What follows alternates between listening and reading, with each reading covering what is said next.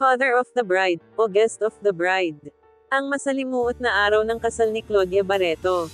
Grabe ang emosyon, Dennis Padilla, hindi naging bahagi ng entourage sa kasal ng sariling anak na si Claudia, father of the bride, daw siya, pero naging visitor lang. Alamin ang buong kwento, pati ang pahayag ng kanyang kapatid na si Jean Padilla at ang reaksyon ng netizens.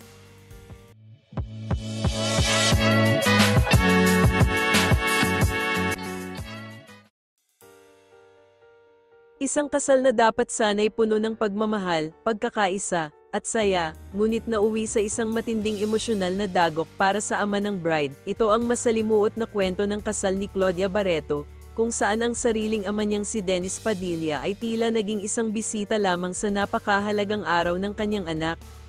Nagulantang ang publiko sa isang Instagram post ni Dennis Padilla na may matitinding hugot.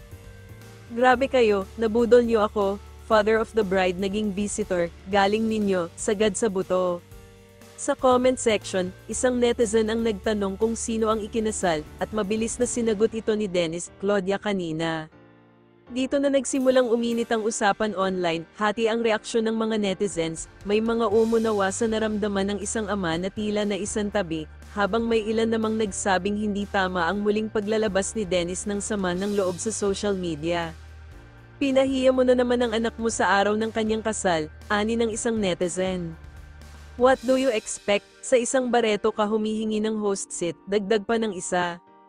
Matapos ang backlash, binura ni Dennis ang kanyang post, ngunit gaya ng kasabihan, once it's out, it's out. Lumutang ang matinding emosyon sa publiko, lalo na nang magsalita na rin ang kanyang kuya, si Jean Padilla. Ayon kay Jean, "Ngayon lang ako naka-witness ng kasal na di parte ng programa ang ama ng bride. Wala man lang nagsabi sa kanya na hindi siya kasama sa entourage, ni hindi rin tinukoy kung saan dapat umupo ang aming ina. Kaya napilitang umupo na lang kami sa likod, hindi man lang siya pinayagang maglakad kasama ang anak niya." Ang sakit noon para sa isang ama, ayon pa kay Jean, matagal na raw nanunuyo si Dennis sa mga anak, patuloy na umaasang may puwang pa siya sa buhay ng mga ito, ngunit sa huli, ang kanyang papel sa araw ng kasal ay mistulang guest of the bride.